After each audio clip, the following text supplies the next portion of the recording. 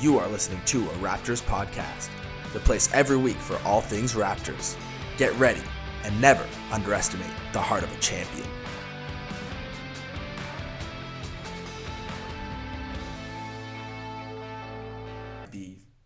All right, and welcome to a Raptors podcast. I'm your host, as always, Lucky Roberts, and I'm here today talking to you about the past week that happened in the Raptors. 3 games that happened. A loss to the Trailblazers, 99-91. Another loss to the 76ers has happened in between the 3 games. Last game that just happened, 114-99 for the 76ers. And finally, the one win in the middle, 130 demolition of the Bucks, 130-111 for the Toronto Raptors. So I'm going to first talk about the Trailblazers and Raptors game, and this was really rock bottom for Raptors fans so far in this season. I'm sure we'll have many rock bottoms throughout. This was one of many for this season, I'm sure. We see the Raptors fall to 1-4 at the end of this game, and this was just a poor performance from the Raptors, just offensively. Can't get anything going, and you'll see something that happens throughout is this Raptors defense is actually very, very solid. The most that a team scored on them is 114. It's one of the best defenses in the league. But this Raptors offense, the new 0.5 under Darko Rajakovic, is just not really working for them. You'll see here the most points in this game was 20 by Scottie Barnes and Pascal Siakam. Neither of them having super impressive games. Scottie as a +1 in this game, Pascal -2. And the Raptors starters are treading water. And the thing that makes people so frustrated about this game was that the Raptors just dominated. The Raptors should have dominated this game. Just looking on paper, they have some players. They have DeAndre Ayton, they have Jeremy Grant, Matisse Thybulle, Shaedon Sharpe and Scoot are both 2 young guards that'll shoot a bunch of shots. But on the whole, Malcolm Brogdon as well had a great game in this one. But on the whole, this Raptors team should outclass the Trailblazers in every facet, and it's something you didn't see. And I think it's something that you worry about as a Raptors fan, because maybe we were overperforming the last couple seasons with Nick Nurse. Maybe we were maybe we are we are worse than we thought we were.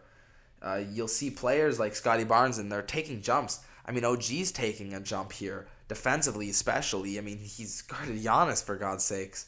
Guarded Giannis well. He had a block on Joel in the last game. OG is being very, very good for this team, and he's taking a jump. You'll see a player that hasn't taken a jump is Pascal Siakam. He's, falling back. It's not that he's not as good. He's taking a back seat, sort of, to these other players like Scottie Barnes. Scottie Barnes has more the ball in his hands. Fred VanVleet's leaving, that makes sense, but Schroeder's still there, and he'll still have a bunch of assists, and he'll still be running the offense for the most part. But so you see Scottie Barnes as that secondary ball handler instead of Pascal Siakam, who's getting more of his buckets on catch and shoot threes, and he's getting his buckets in transition, and not really from heavy ISO ball that you saw him get his buckets again under Nick Nurse.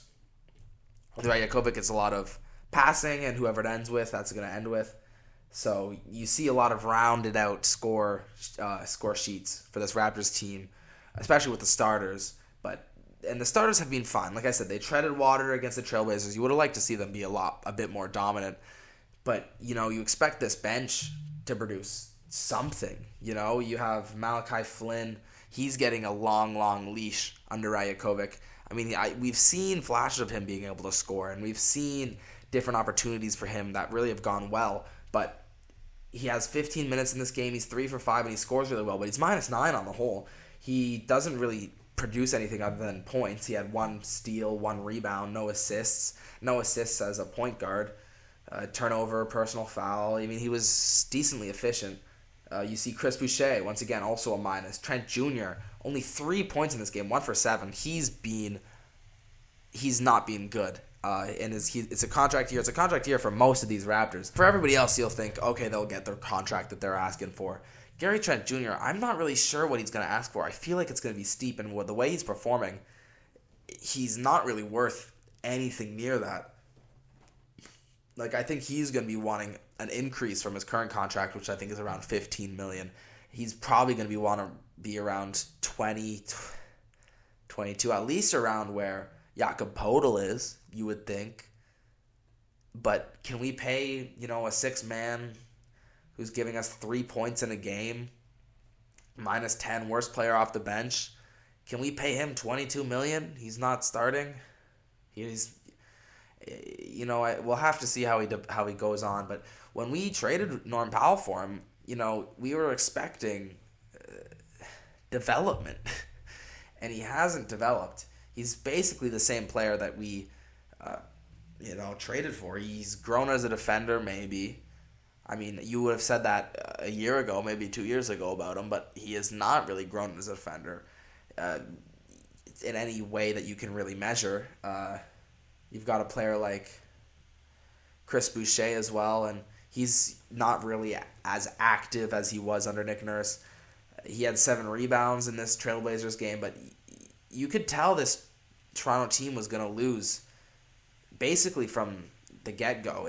They didn't have it this game, and offensively especially, they just couldn't get anything going. Everything was hard buckets, and they weren't bad shots. They just were hard buckets, and they weren't getting them, and they weren't getting open, and it was 0.5 offense not really working for us. And you see just everybody's in panic everywhere with the Raptors team, and because they have a back-to-back, and they're playing the Milwaukee Bucks at home after this. And you sort of wonder, you sort of start to think, well, if this goes south, we're looking at 1-5 here. We're not going to beat the Bucks. We are at home. We're not going to beat the Bucks. The Dame-led Bucks. The Dame and Giannis-led Bucks. We're not going to beat on a back-to-back on the second night. And so everybody goes into this game with their heads hung to their knees, just in sadness. And this is the exact opposite game. From the get-go, you can tell the Raptors have this. They establish a lead super early, and they continue to improve it. It was wild. They score 130 points in this game. Their highest up until that point was, I think it was like 107 in regulation, 104 in regulation. I think it was 107 in regulation against the 76ers, and that was the most they've scored. And it was just completely different. OG's locking down Giannis. You see Scottie Barnes lock down Giannis. Scottie Barnes bully Giannis. Outplay Giannis. This is Giannis Antetokounmpo we're talking about. This is MVP Giannis. Finals MVP Giannis. You see Schroeder having a great game. 24 points, 11 assists, 9 for 13 shooting in 29 minutes. Siakam finally has a true-to-self game. This is the first true-to-self game he's had in the first 6 matchups so far. He had 26 points, 7 assists, 6 rebounds, plus 22. Once again, 9 for 13, 5 from 8 from the 3. And, that's not true-to-self for Pascal, but you're going to take that every chance you get. He has 3 free throws as well, just getting stats everywhere. And that's what you want to see from him. And you see, once again, Scottie Barnes as well. He's got 21 points. He's got 12 rebounds. He's got 5 assists. I mean, he's had 25 and 5, I think, every single game this year. It's very impressive. And it's really becoming less heliocentric, this Raptors offense. And in this game, you're sort of on cloud 9 with that. We're 2-3. We just knocked off the Bucks, and whatever can happen. We can knock off the 76ers. Who knows? Unfortunately, that's not really what happened. That's not really the case, as the Raptors ended up losing against the 76ers. Now 0-2 against them, and the Nick Nurse and Joel Embiid 76ers, now without James Harden. They didn't have him in the games, but he's officially off of their main roster. But you just have a little hope watching this game, and you have the idea of what you're going to see. But I just think, looking into the future, this Raptors team is 2-4, and their upcoming schedule is the Mavericks, the Spurs, the Celtics. Spurs are 3-2, Mavericks 4-0, Celtics 4-0. Our next easiest game is against the Wizards, and then it's Bucks Celtics back again. So this team could very much be way below 500. And that when you're looking at that, and you're looking at the squad that we have around, and you're looking at all these expirings, I think the players you want to bring back is you would enjoy having OG back. You would love to have Schroeder back, and I think that's about it of the players that you would really think as a plus to have back. Schroeder's really proven himself, but he's not pushing this team into the second round. He's not pushing this team into the third round. OG's still developing. I mean, he looks like the best defender in the NBA this season, and his scoring has taken an increase with Fred leaving. But with Pascal, I mean, he just doesn't really fit the timeline, because if we're not going to be good this year, we're not going to be good in the foreseeable future. And, he's 29 years old. He's reaching his peak in skill and value. And you would have liked to cash in on him last season, if I'm being totally honest. Because now his value is going to take a dip, and they're going to say, oh, well, we can just get him in free agency. You're not going to re-sign him. And so we're sort of backing ourselves into a corner here, at least, with our ability to sell Pascal to the highest bidder. And we're going to have to take a little bit of a pay cut if we're trying to bring him back. But once again, you see Scottie Barnes dominating, and this is the vision that you see with Scottie. He just took over this game to start, and he gets angry, and he takes over games. He puts it upon himself. He has 24 points in this game, and like I've been saying, he has 8 assists, 8 rebounds. And sure, he's, a minus 11 in this game. He doesn't really fill up that stat, but he's been filling that stat up, and he's been hitting threes, and that's another thing that's really, really encouraging if you're seeing your young player who does everything else. He does everything else.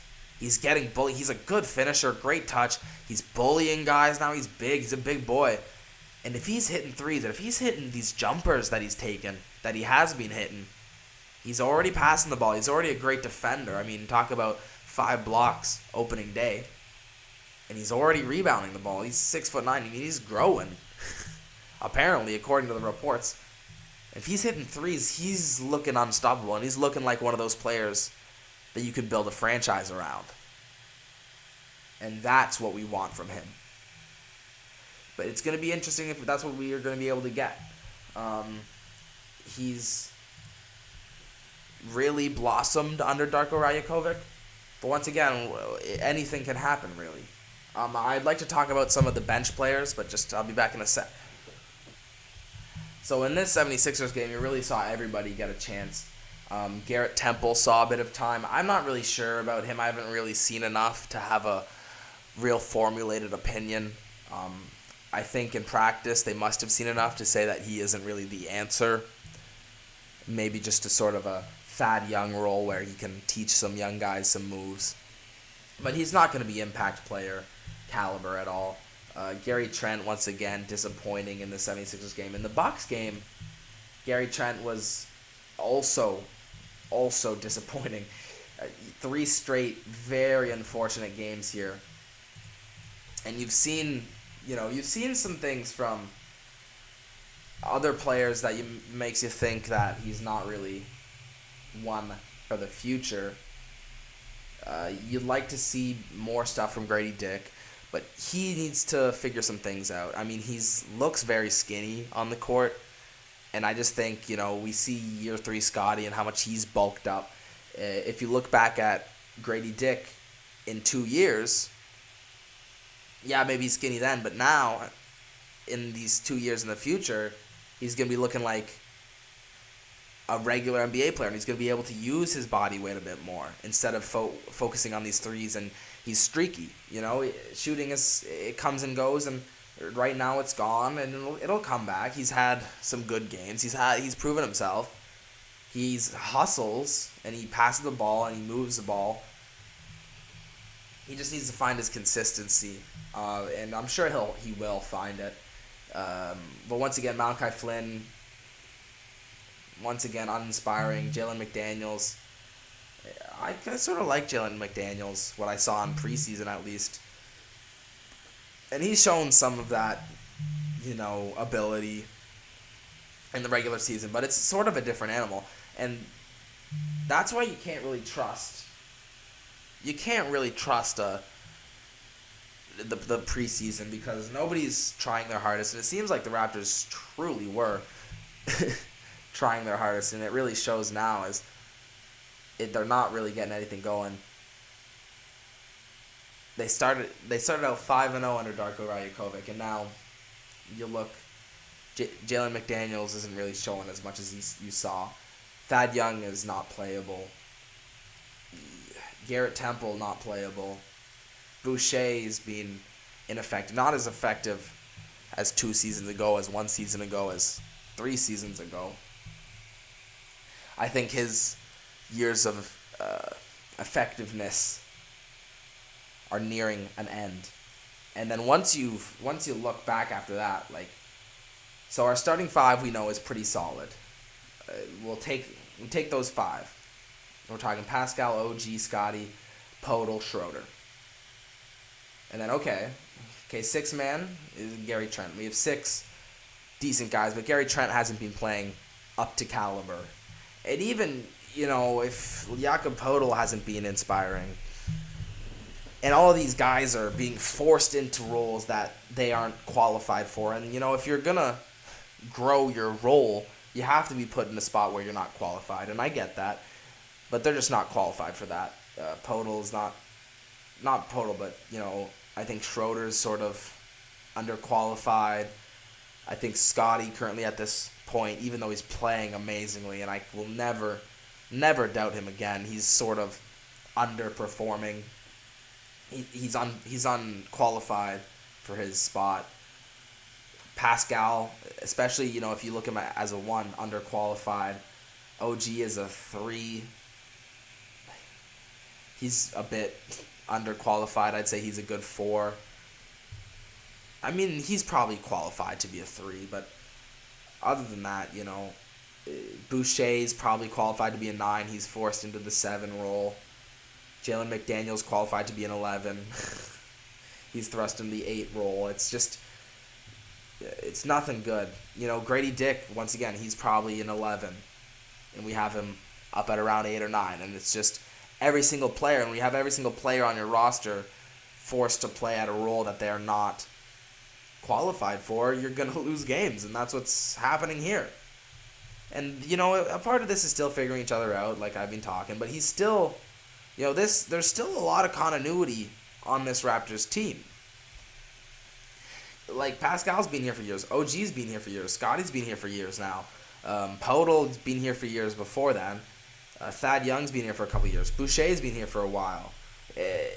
A lot of these players that we're leaning on have been here for a while, and it's, the Raptors have failed to add any quality depth just in any of the past years. I mean, we're still surviving basically off of the bones of our championship run plus Scottie Barnes.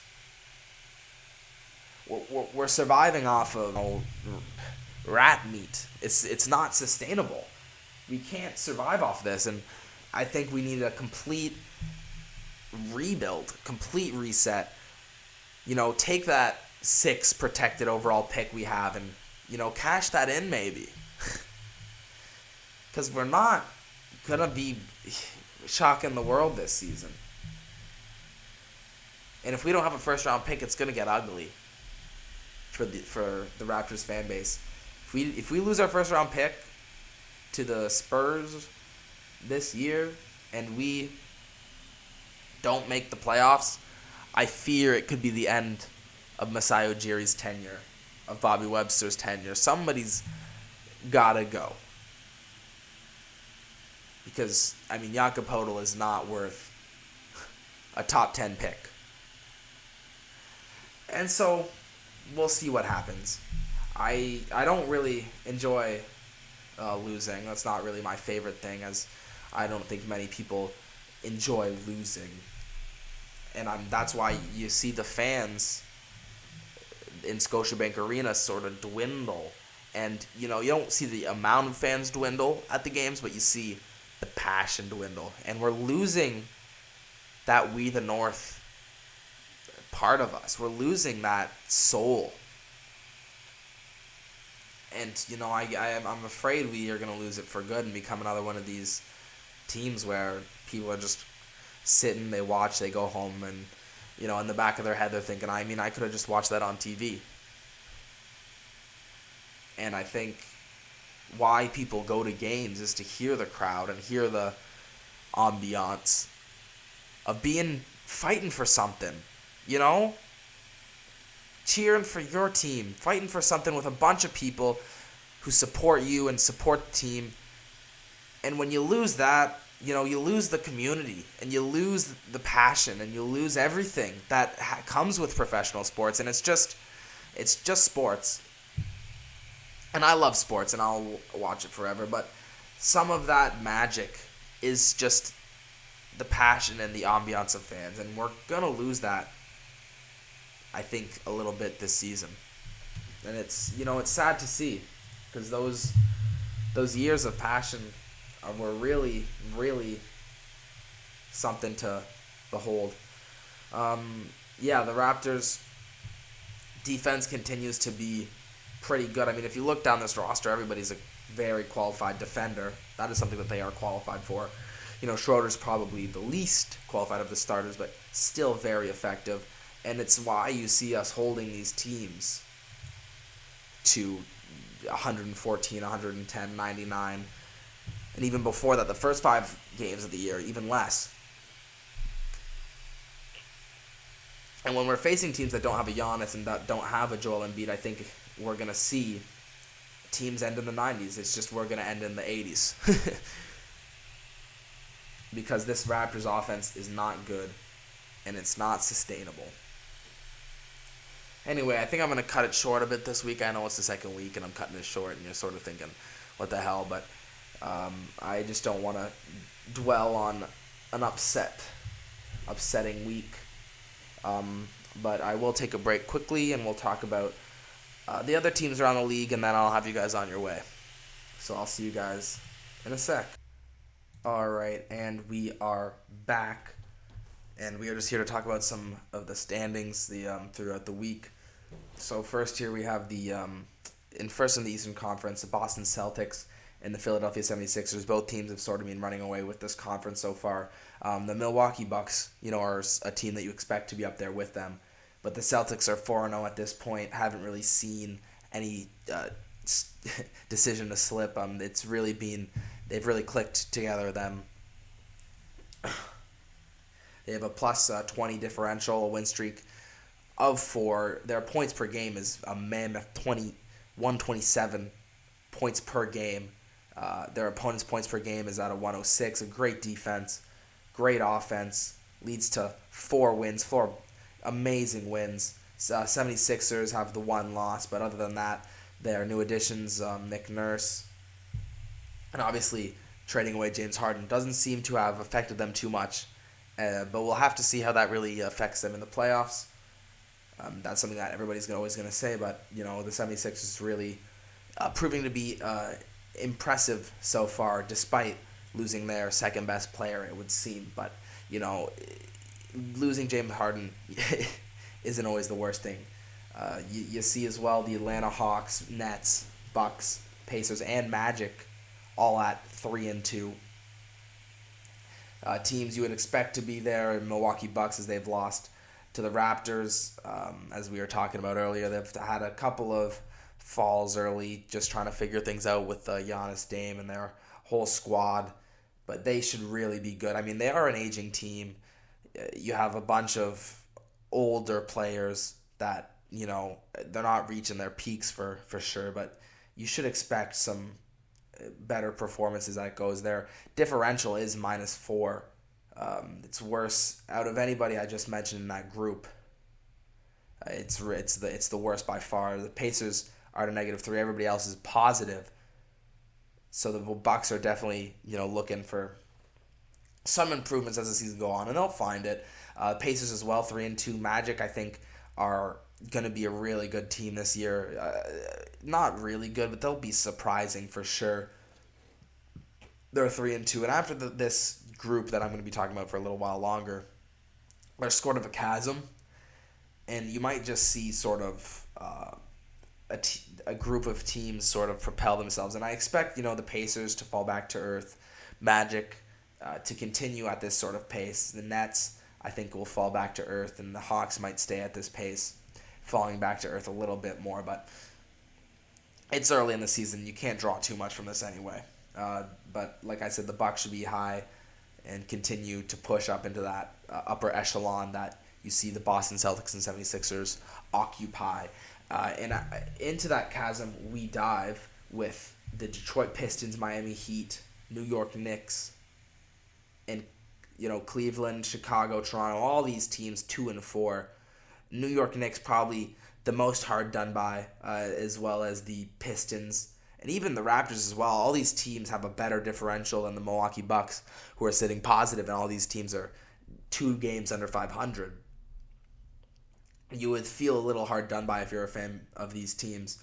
But it'll even out. The Knicks on a 2-game losing streak. Pistons on a 3-game. I mean, they'll fall. They'll continue to be around here in this spot as the season continues. Miami Heat. I mean, people think that they're going to be good in the regular season. I heard people going over on their win total. I don't see it. I mean, this is not a better team than they had last season, and they did go to the finals, but it's not a better team than you saw last year, and that's for sure. And they weren't good in the regular season last year. They were 41-41, basically around that 500 mark. And they're not going to be taken over, especially with this worst team. And you see, the Cavs are expecting to be better. Mobley hasn't taken a step, but they still have Garland. They still have Donovan Mitchell. They'll be up there. They still have Jared Allen. They'll be a good team. The Bulls, I think the Bulls and Raptors are tied almost perfectly together. Raptors shouldn't have lost to the Bulls earlier this season. But, I mean, then again, they shouldn't have lost to the Trailblazers. And, the Pistons are properly in this spot. I think the Heat and Knicks might move up a bit, and the Cavs as well. But everybody else is sort of exactly where they are supposed to. And then exactly where you're supposed to is very is something that you can use to describe the Washington Wizards and Charlotte Hornets, both 1-3 and 1-4 respectively. Both horrible differentials, lost 3 in a row, both of them. And yeah, this is where you're going to be for the rest of the season. Hornets and Wizards, in my taste, the 2 worst teams in the NBA. And as we move to the Western Conference, their upper echelon coincides of the Mavericks, Warriors, Nuggets, of course, and Pelicans, all with 4 or more wins and 1 loss. And the Nuggets and the Warriors, that's exactly what you're going to see and exactly what you're going to expect from them and their players. This is what they've been doing for years, and it might be a 1-2 chase, but I'm very surprised to see the Dallas Mavericks, because last season with Kyrie Irving and Luka Doncic and the rest of their team, they were not performing yet. However, they have a very high differential, played very well so far this season, and the duo continues to perform. And the thing about Kyrie is he's always going to turn on you eventually.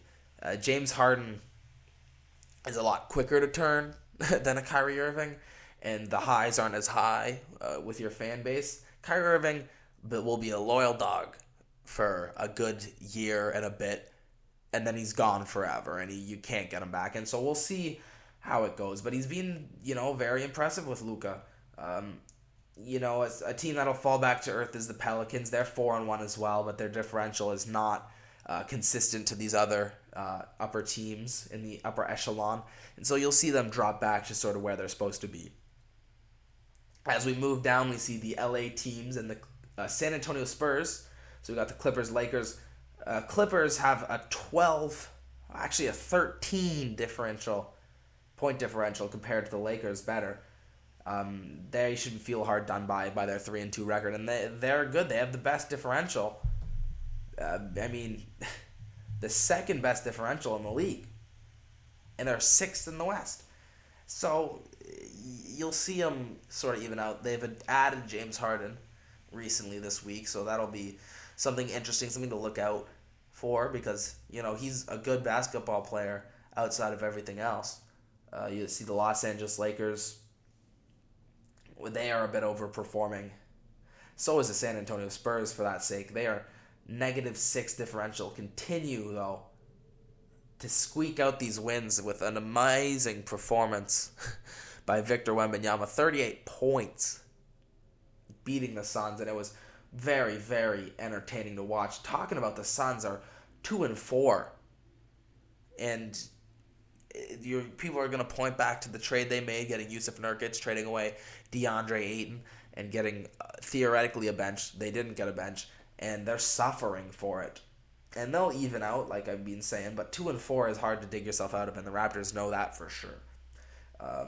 It's interesting seeing teams that have only played 4 games and teams that have played 6, and that's sort of where you're standing. Grizzlies now 0-6, haven't won a game yet. Only team in the NBA to not win a game, and when Jaw's back, they won't be the worst team. But for now, they're the worst team in the league.